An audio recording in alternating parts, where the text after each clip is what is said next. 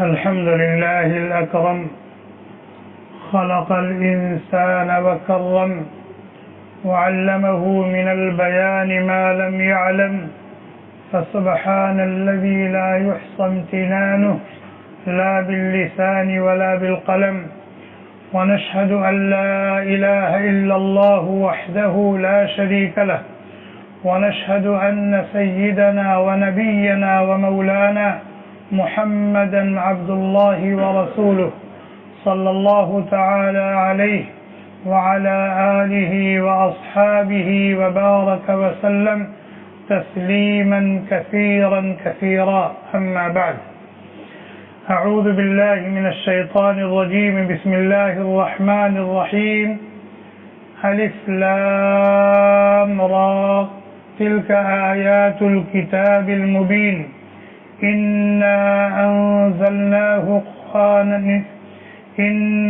أنزلناه قرآنا عربيا لعلكم تعقلون. عن جابر رضي الله عنه أن رسول الله صلى الله عليه وسلم تلا هذه الآية إنا أنزلناه قرآنا عربيا لعلكم تعقلون، وقال ألهم إسماعيل عليه الصلاة والسلام اللسان العربي إلهاما، رواه الحاكم في مستدركه وصححه والبيهقي في شعب الإيمان.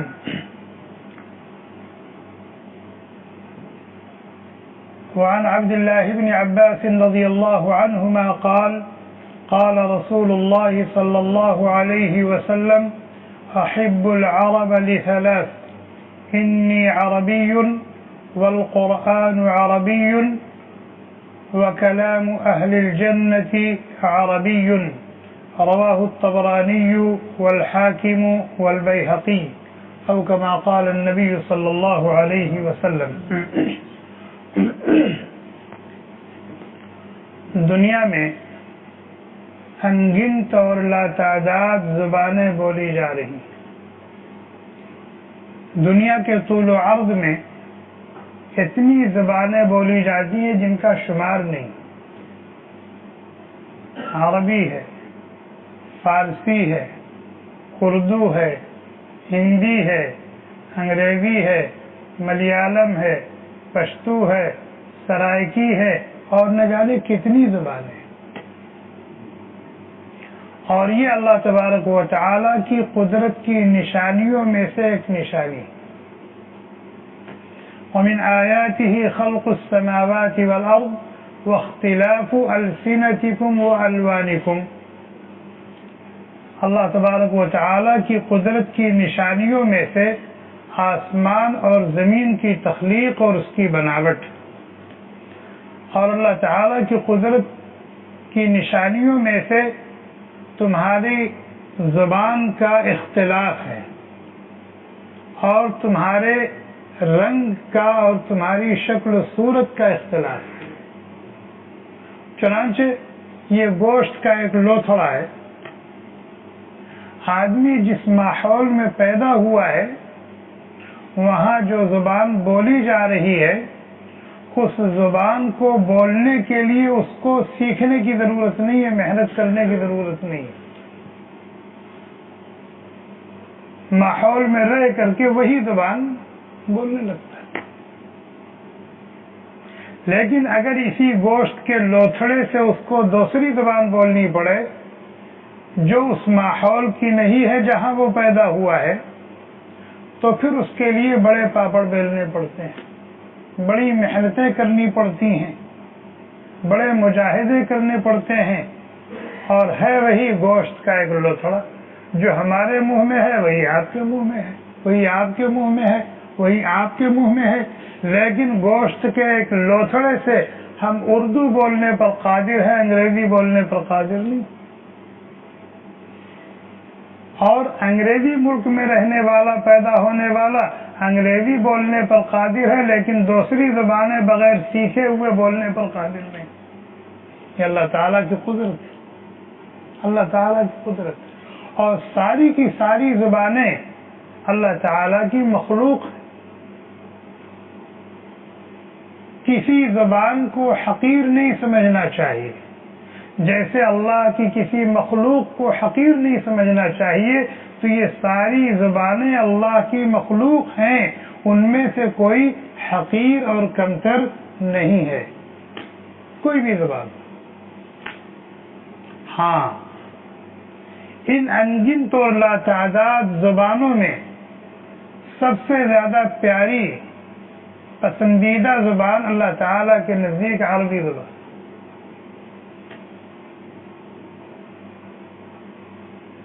سب سے زیادہ پسندیدہ اور پیاری زبان عربی زبان، اور اس کے سب سے زیادہ پسندیدہ، سب سے زیادہ میٹھی، سب سے زیادہ وسیع، سب سے زیادہ فصیح اور بلیغ اور سب سے زیادہ پیاری زبان ہونے کی بہت ساری وجوہات اہل علم جانتے ہیں. ان وجوہات لیکن ان میں سے ایک وجہ بیان کرتا ہوں کہ اللہ تبارک و تعالی نے جب افضل الرسل کو دنیا میں بھیجنا چاہا تو ان کے لیے عربوں کا انتخاب کیا. اپنے آخری نبی کو جو امام الانبیاء ہیں، سید الکونین ہیں، خاتم الرسل ہیں، شفیع المذنبین ہیں، محبوب رب العالمین ہیں، جب اللہ تعالیٰ نے ان کو بھیجنا چاہا تو کہاں بھیجا؟ عرب میں بھیجا. اور ان کے لیے جس زبان کا انتخاب کیا وہ کون سی زبان ہے؟ عربی زبان ہے. افضل نبی کو افضل زبان عطا کیا، افضل نبی کو افضل علاقے میں پیدا کیا. مکہ سے افضل تو کوئی جگہ نہیں.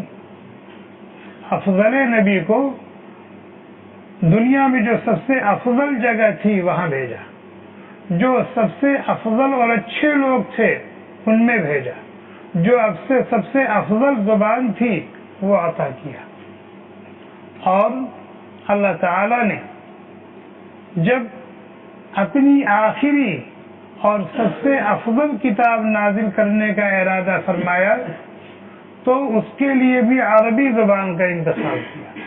توریت کی زبان کیا ہے؟ عبرانی زبان ہے. انجیل کی زبان دوسری زبان ہے. زبور کی زبان دوسری زبان ہے. اسی طریقے سے ابراہیم علیہ السلام کے صحیفے ہیں، موسیٰ علیہ السلام کے صحیفے ہیں، شیس علیہ السلام کے صحیفے ہیں، اور دوسری کتابیں آئی ہیں مختلف زبانوں میں تھی.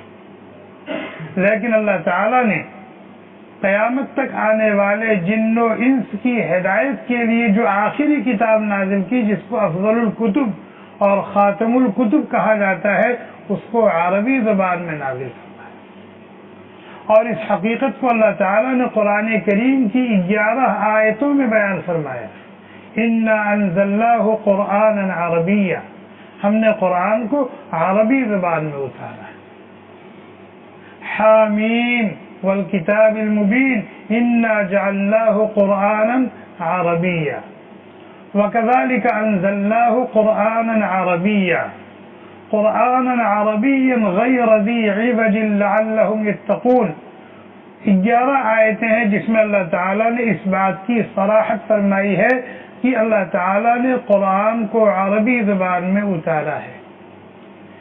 یہ دلیلیں ہیں اس بات کی کہ اللہ تعالیٰ کے نزدیک سب سے زیادہ پسندیدہ، پیاری اور خوبصورت زبان جو ہے وہ عربی زبان ہے. اور ایک وجہ یہ بھی ہے کہ جنتیوں کی جو زبان ہے وہ بھی عربی زبان ہے. جنت میں جو زبان رائج ہوگی، جو بولی جائے گی، جس میں لوگ آپس میں تبادلہ خیال کریں گے، وہ زبان بھی کیا ہے؟ عربی. حضرت آدم علیہ السلام کو جب اللہ تعالیٰ نے پیدا فرمایا تو انہیں اس وقت جو زبان عطا فرمائی تھی وہ عربی زبان عطا فرمائی تھی. چنانچہ حضرت آدم اور حضرت حوا علیہم السلام جو ہم سب کے بابا اور ماما ہیں، بلکہ دادا اور دادی ہیں، وہ جنت میں عربی زبان بولتے ہیں. عربی زبان میں گفتگو کرتے تھے.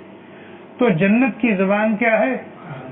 یہی سے یہ بھی معلوم ہوا کہ زبانیں تو ساری کی ساری اللہ کی مخلوق ہے، لیکن سب سے پہلے اللہ تعالیٰ نے جس زبان کو پیدا کیا وہ عربی زبان. سب سے پہلے جس زبان کو اللہ تعالیٰ نے پیدا کیا وہ عربی زبان ہے. اللہ تعالیٰ نے آدم علیہ السلام کو اور حضرت حوا کو جنت میں بھیجا اور ان کو منع کیا تھا کہ دیکھو جنت میں جہاں چاہو جاؤ، چلو پھرو، موج کرو، جو چاہو کھاؤ، ہاں دیکھو اس درخت کا پھل مت کھانا. الانسان حریص فیما منع، یہ انسان کی فطرت ہے. جس چیز سے اسے روک دیا جائے، منع کر دیا جائے، تو پھر وہ اس کے در پہ ہوتا ہے کہ آخر کیوں روکا، ذرا دیکھیں، چیک تو کریں اس میں حکمت کیا ہے، منع کیوں کیا. یہ انسان کی فطرت. بہرحال لکھا ہوا غالب آ گیا. حضرت آدم علیہ السلام نے اس درخت کا پھل کھا لیا جس کو کھانے سے منع کیا گیا تھا. تو فوری طور پر اس کا دو اثر ظاہر ہوا. ایک تو یہ کہ ان دونوں کے جسم پر نورانی لباس تھا جس سے ان کی پردہ پوشی، ان کی ستر پوشی ہو رہی تھی، اس لیے کہ وہاں کوئی فیکٹری اور کپڑا بننے کی مل وغیرہ تو تھی نہیں. اللہ تعالیٰ نے نورانی لباس ان کو پہنا دیا تھا. تو اس درخت کا پھل کھانے کا پہلا اثر تو یہ ظاہر ہوا کہ وہ نورانی لباس ان کے جسم سے گر گیا اور دونوں ایک دوسرے کے سامنے بالکل ننگے ہو گئے. اور جب ننگے ہو گئے تو شرمندہ بھی ہوئے. اب کیا کریں؟ درخت کے وہ جنت کے اندر جو دوسرے درخت تھے ان کے پتوں کو لے کر کے اپنی شرمگاہ کو چھپانے لگے. وَطَفِقَا يَخْصِفَانِ عَلَيْهِمَا مِنْ وَرَقِ الْجَنَّةِ يَنزِعُ عَنْهُمَا لِبَاسَهُمَا لِيُرِيَهُمَا سَوْآتِهِمَا. یہ دونوں باتیں اللہ تعالیٰ نے قرآن میں صراحتاً بیان فرمائی ہیں کہ وہ نورانی لباس اتر گیا اور پھر یہ درخت کے پتوں سے اپنی شرمگاہ کو چھپانے لگے. اس درخت کا پھل کھانے کا پہلا اثر یہ ظاہر ہوا. دوسرا اثر یہ ظاہر ہوا کہ جو عربی زبان ایک نعمت کے طور پر انہیں عطا کی گئی تھی، جس کو یہ بولتے تھے، وہ نعمت ان سے چھین لی گئی. اب عربی زبان پر گفتگو کرنے کی قدرت ان کے اندر نہیں. پھر کیسے بات کرتے تھے؟ حضرت عبداللہ ابن عباس رضی اللہ تعالی عنہما کہتے ہیں کہ تاریخ ابن عساکر میں لکھا ہوا ہے فَتَكَلَّمَ بِالسُّرْيَانِيَّةِ، وہاں ان کی زبان پر سریانی زبان جاری ہو گئی اور وہ آپس میں سریانی زبان میں گفتگو کرنے لگے. لیکن عربی زبان چونکہ اس سے افضل تھی اس لیے اللہ تعالیٰ نے وہ زبان ان سے لے لی. فَلَمَّا تَابَ فَرَدَّهَ اللَّهُ عَلَيْهِ، جب پھر انہوں نے توبہ کیا، اللہ تعالیٰ سے معافی مانگی اور اللہ تعالیٰ نے ان کی توبہ کو قبول کیا اور پھر اپنی نوازشات اور عطاؤں کی ان پر بارش برسائی، تو ان میں سے ایک یہ نوازش بھی تھی کہ عربی زبان انہیں دوبارہ واپس کر دی. تو معلوم کیا ہوا کہ عربی زبان یہ جنت کی زبان ہے. عربی زبان زبانوں میں سب سے پہلے پیدا کی گئی. عربی زبان یہ اللہ تبارک و تعالیٰ کی سب سے زیادہ پسندیدہ اور محبوب زبان ہے. اسی لیے اللہ تعالیٰ نے اپنے آخری نبی کو جو زبان دی وہ عربی زبان دی اور اپنی آخری کتاب جو نازل فرمائی وہ عربی زبان میں نازل فرمائی. حضرت جابر بن عبداللہ رضی اللہ تعالیٰ عنہ کہتے ہیں کہ نبی اکرم صلی اللہ علیہ وسلم نے ایک مرتبہ یہ آیت کریمہ تلاوت فرمائی، اِنَّا أَنزَلْنَاهُ قُرْآنًا عَرَبِيًّا لَعَلَّكُمْ تَعْقِلُونَ، کہ اللہ تعالیٰ فرماتے کہ ہم نے قرآن کو عربی زبان میں اتارا ہے تاکہ قرآن کے جو اول مخاطب ہیں، اول مخاطب کون؟ عرب ہیں، تاکہ یہ قرآن کو سمجھیں اور پھر سمجھ کر کے قرآن کریم کا جو حق ہے وہ ادا کرنے کی کوشش کریں. پھر آپ نے یہ آیت کریمہ پڑھنے کے بعد فرمایا کہ سب سے پہلے یہ زبان حضرت اسماعیل علیہ السلام کو الہام کی گئی. چونکہ اور زبانوں کو بھی پیدا کرنا تھا تو آدم علیہ السلام اور ان کے قریب کی جو اولاد تھیں وہ تو عربی بولتی تھی، لیکن جیسے جیسے وہ پھیلتی گئی دور ہوتی گئی تو اللہ تعالیٰ ان کی زبان پر دوسری زبانیں پیدا کرتے گئے، ان کی اس زبان پر دوسری زبانیں جاری کرتے گئے. اس طریقے سے زبانیں پھیلتی گئیں اور پھر ایک وقت یہ آیا کہ آدم علیہ السلام اور ان کی وہ اولاد جو ان کے پاس رہتی تھی عربی بولتی تھی، جب یہ نسل ختم ہو گئی تو عربی زبان بھی مٹ گئی، دوسری زبانیں لائے. پھر اللہ تبارک و تعالی نے حضرت اسماعیل علیہ السلام کو جب حضرت ابراہیم علیہ السلام نے مکہ مکرمہ میں لا کر کے آباد کیا، جب وہ دودھ پیتے بچے تھے، جب 14 سال عمر ہوئی تو اللہ تعالیٰ نے حضرت اسماعیل علیہ السلام کی زبان پر عربی زبان پھر جاری فرمائی، الہام فرمایا جاری. اس سے پہلے اسماعیل علیہ السلام کون سی زبان بولتے تھے؟ حضرت ابراہیم علیہ السلام کی زبان، حضرت اسحاق علیہ السلام کی زبان اور حضرت یعقوب علیہ السلام کی زبان. اسی طرح حضرت اسماعیل علیہ السلام کی زبان عبرانی زبان بولتے. لیکن جب یہ 14 سال کے ہوئے تو اللہ تعالیٰ نے دوبارہ عربی زبان حضرت اسماعیل علیہ السلام کی زبان پر جاری فرمائی، القا فرمایا، الہام فرمایا. پھر اسماعیل علیہ السلام کی اولاد اور پھر ان سے پھیلنے والی نسلیں یہ عربی بولنے لگی. لیکن جیسے آج کے عربوں نے عربی زبان کا کچوبر نکال دیا ہے، لیش سوی چیدی لیش ترو ہونا، یہ عربی نہیں ہے، عربی کا کچوبر ہے. تو اسی طریقے سے اسماعیل علیہ السلام کی نسل جب پھیلی تو آگے جاتے اصل جو پیور عربی تھی اس میں بھی بہت ساری چینجنگ آ گئی. پھر دوبارہ اس کی تجدید ہوئی نبی علیہ السلام کے دنیا میں آنے کے بعد. چنانچہ حضرت عمر رضی اللہ تعالی نبی علیہ السلام سے کہتے ہیں، یا رسول اللہ ما لک اصفحنا ولم تخرج من بین اظہرنا. اے اللہ کے نبی علیہ السلام، کیا بات ہے کہ آپ ہمارے ہی درمیان پیدا ہوئے، ہمارے ہی درمیان پلے بڑھے جوان ہوئے اور آپ مکہ چھوڑ کر کہیں باہر بھی نہیں گئے، کسی یونیورسٹی وغیرہ میں داخلہ نہیں لیا، لیکن آپ کی زبان ہم سے زیادہ فصیح اور بلیغ ہے.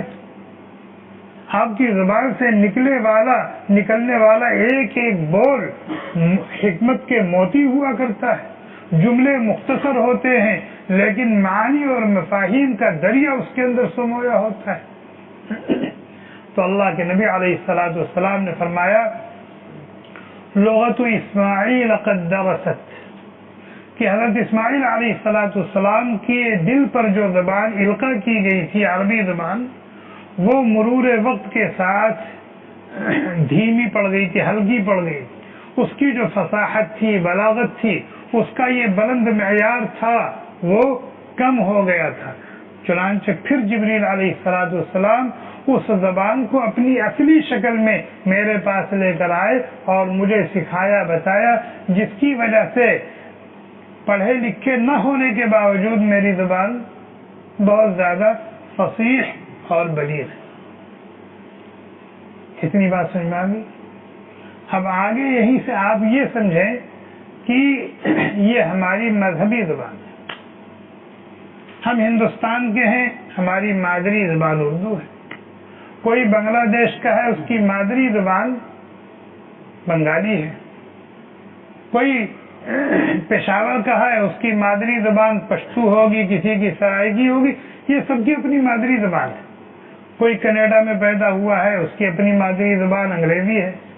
لیکن جتنے مسلمان ہیں دنیا کے جس کونے میں بھی رہتے ہیں، سب کی مذہبی زبان عربی. سب کی مذہبی زبان کیا ہے؟ عربی. اس لیے کہ ہماری مذہبی کتاب قرآن ہے، قرآن کی زبان عربی. ہمارا نبی عربی، ان کی زبان عربی. ہمارا اصل وطن جنت ہے اور جنت کی زبان کیا ہے؟ عربی ہے.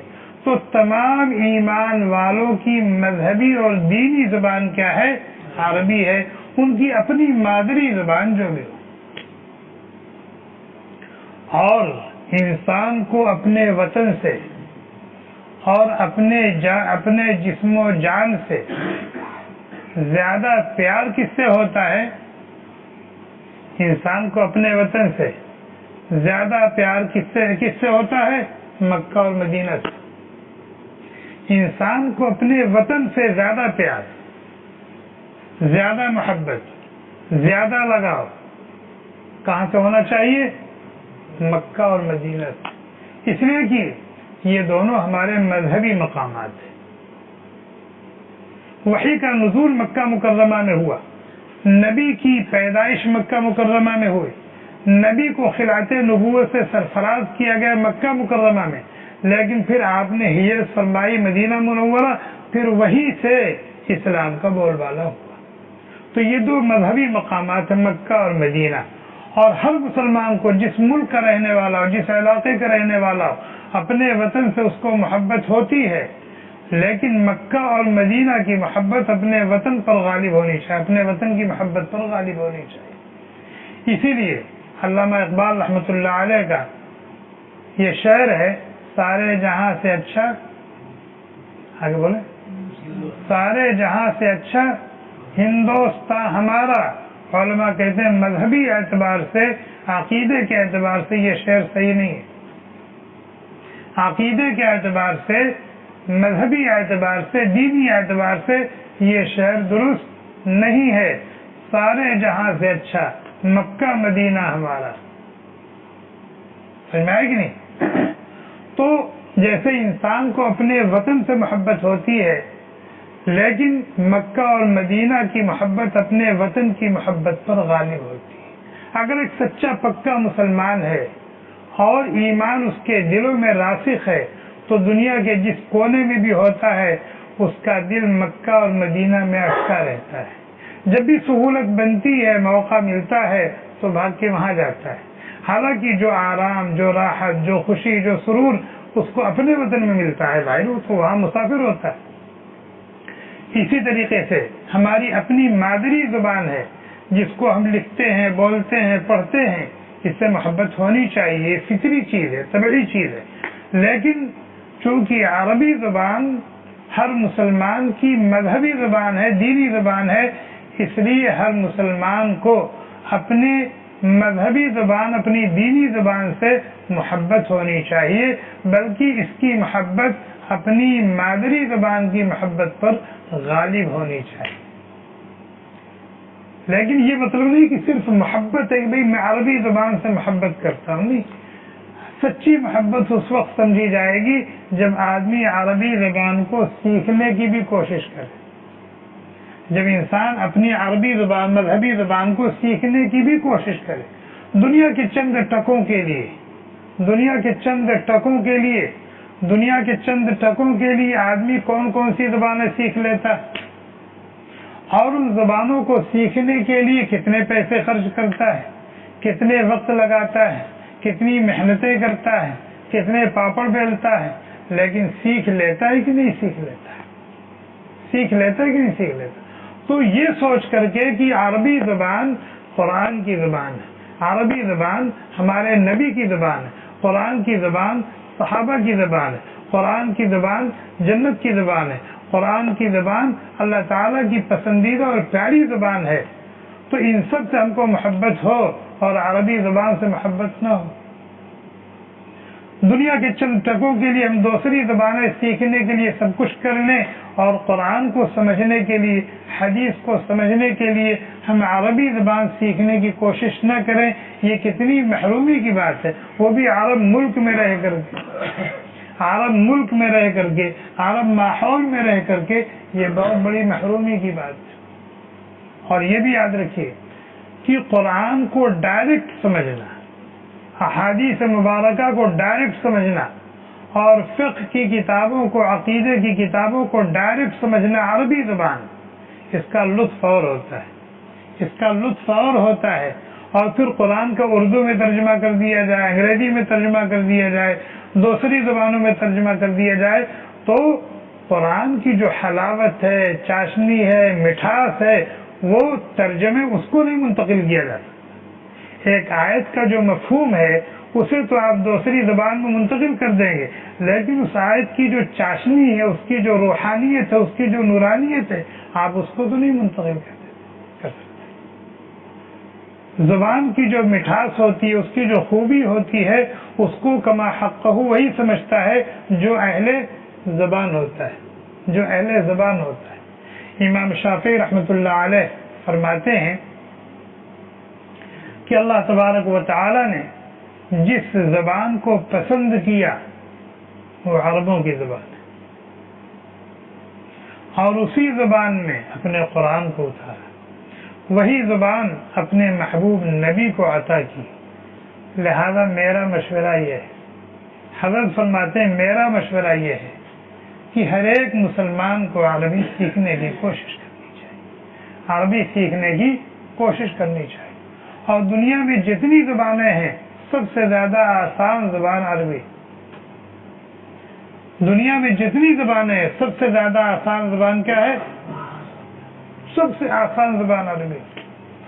اور قرآن کریم کی صرف 500 آیتیں ہیں جن کو سمجھنے کے لیے گہرے علم کی ضرورت ہے، بہترین عربی کی ضرورت ہے۔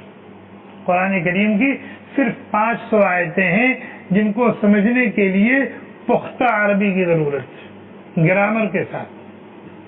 باقی 500 آیتوں کے علاوہ قرآن کریم کی جتنی آیتیں ہیں اگر عربی سے تھوڑا سا بھی شدھ بدھ ہو جائے نا تو پڑھتے ہوئے سنتے ہوئے کچھ نہ کچھ سمجھ میں آتی ہے، پڑھتے اور سنتے ہوئے کچھ نہ کچھ سمجھ میں آتی ہے۔ دنیا میں کسی بھی زبان کو سیکھنا عبادت نہیں، دنیا میں کسی بھی زبان کو سیکھنا عبادت نہیں، اور اس سیکھنے پر آپ جتنی محنت کریں گے، جتنے پیسے خرچ کریں گے، جتنا وقت لگائیں گے، اس پر کوئی وعدہ نہیں، کوئی وعدہ نہیں، کوئی وعدہ نہیں۔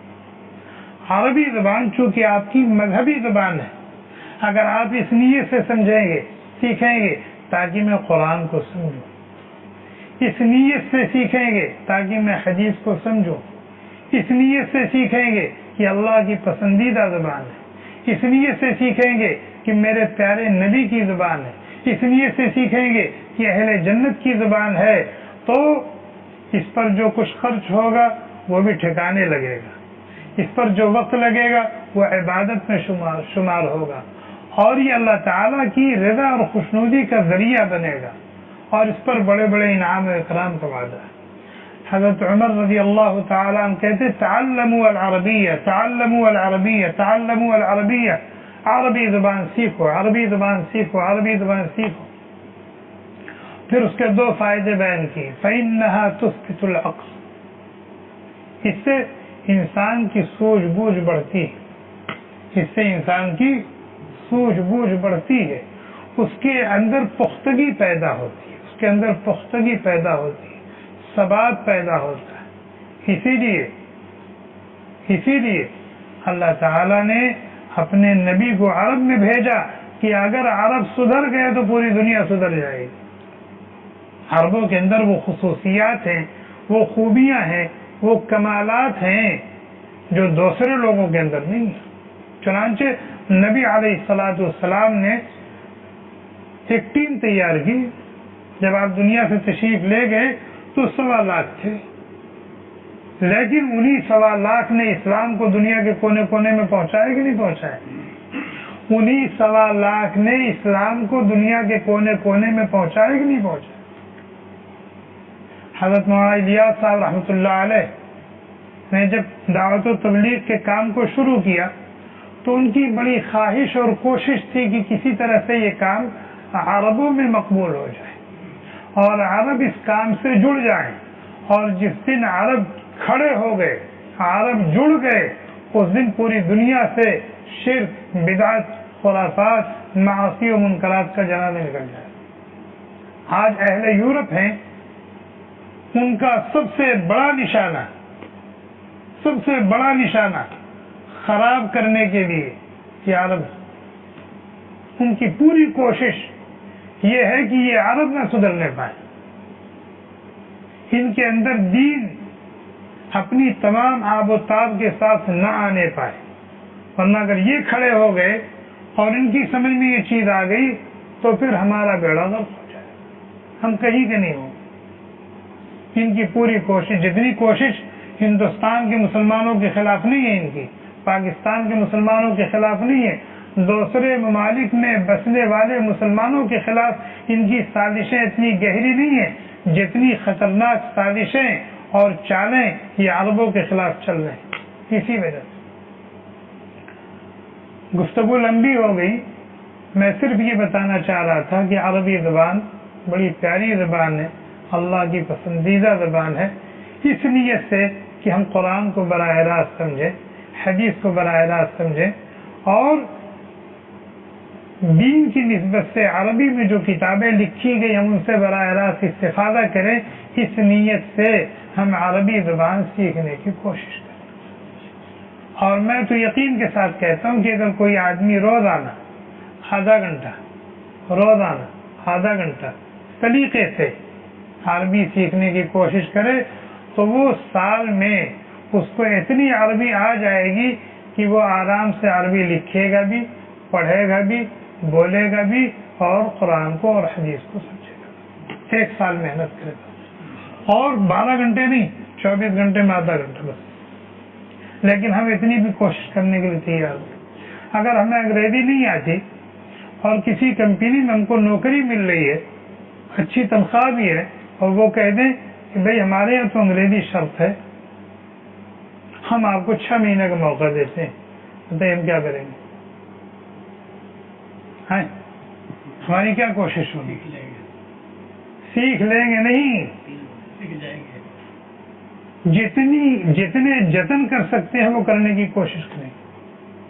50 سال 60 سال کی عمر سیکھنے کی عمر ہوتی ہے، لیکن ایک آدمی 58 سال کا ہو گیا، اس کو ریٹائر ہونے میں 2 سال باقی۔ کمپنی والے اگر یہ کہہ دیں کہ بھائی اگر آپ یہ کورس کر لیں تو آپ کی ترقی ہو جائے گی، وہ چھوڑے گا؟ حالانکہ وہ 2 سال میں ریٹائر ہو جائے گا، 2 سال کے بعد اس کا کیا ہوا کورس اس کے لیے بیکار ہو جائے گا۔ لیکن اس ترقی کو حاصل کرنے کے لیے اس 58 سال کی عمر میں بھی وہ کورس کرنے سے دریغ نہیں کرے گا، سیکھے گا، سیکھنے کی کوشش۔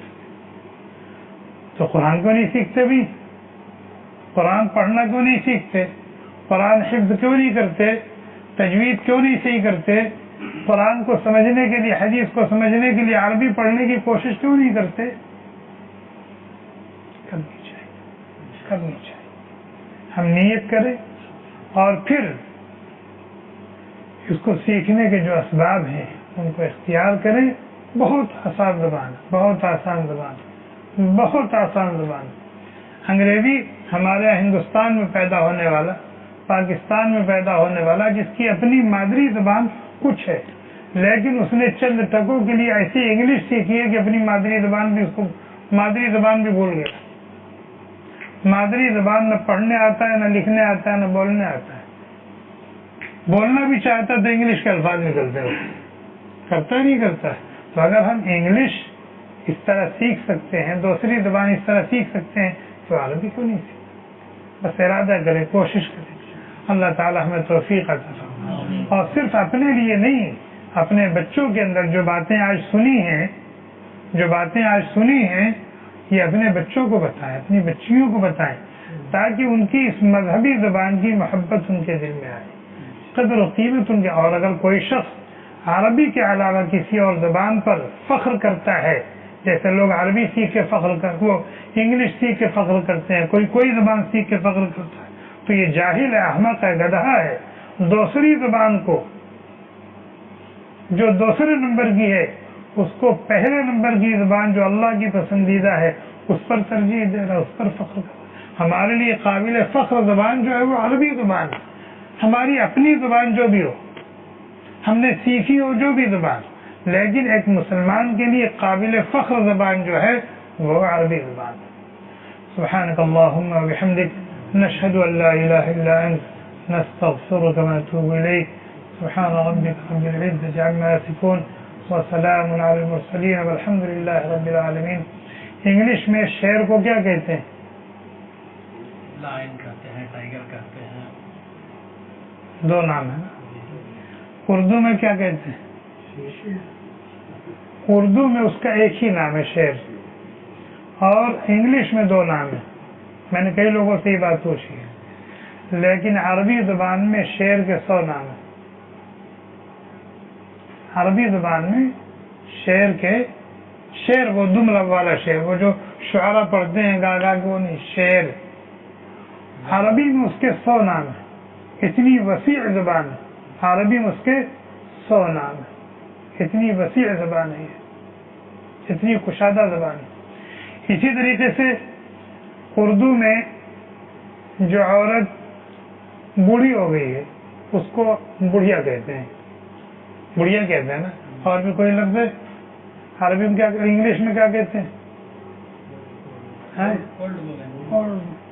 ایک نام ہے، حالانکہ یہ بھی صحیح نام نہیں ہے. یہ بڑھیا کا صحیح نام نہیں، اولڈ وومن. لیکن بڑھیا کے لیے عربی میں 100 نام استعمال ہوتے ہیں. ایک خاص عمر کی اس عورت کے لیے عربی میں کتنے نام ہیں؟ 100 نام. ایک اونٹ ہے، 1 سال کا ہے، 6 مہینے کا ہے، 2 سال کا ہے، 5 سال کا ہے، 10 سال کا ہے، 20 سال کا، اس کو کیا کہتے ہیں؟ اونٹ کہتے ہیں. لیکن عربی زبان میں اگر 1 سال کا ہے تو اس کا نام اور ہے، 2 سال کا ہے تو اس کا نام اور ہے، 3 سال کا ہے تو اس کا نام اور ہے، 4 سال کا ہے تو اس کا نام اور ہے، 5 سال کا ہے تو اس کا نام اور ہے. جیسے جیسے وہ بڑھتا جاتا ہے نام چینج ہوتا جاتا ہے، نام چینج ہو جاتا ہے. کوئی زبان دنیا میں ایسی نہیں کہ اس کے لفظ سے، اس کے ایک لفظ سے 2-4 الفاظ بنا لیے جائیں. کوئی زبان نہیں دنیا میں، کوئی زبان نہیں کہ اس کے ایک لفظ سے 2-4 الفاظ بنا لیے جائیں. لیکن عربی اتنی وسیع زبان ہے کہ ایک لفظ لیجیے اس سینکڑوں الفاظ بناتے چلے جائیے. الفعل ایک لفظ ہے نا، الفعل ایک لفظ ہے، فا عین لام 3 حرف ہیں، لیکن اس سے آپ کم از کم 1000 لفظ بنا سکتے ہیں. فعل فعل فعل فعل فعلت فعلن فعلت فعلتم فعلتم فعلت فعلتم فعلتن فعلت فعلنا، یفعل یفعلان یفعلون تفعل تفعل. آپ بناتے چلے، ایک لفظ سے ہزاروں الفاظ بنتے ہیں. یہ عربی زبان کی وسعت. جزاکم اللہ. Thanks for watching. Don't forget to like, comment, share and subscribe to Al Wahid channel.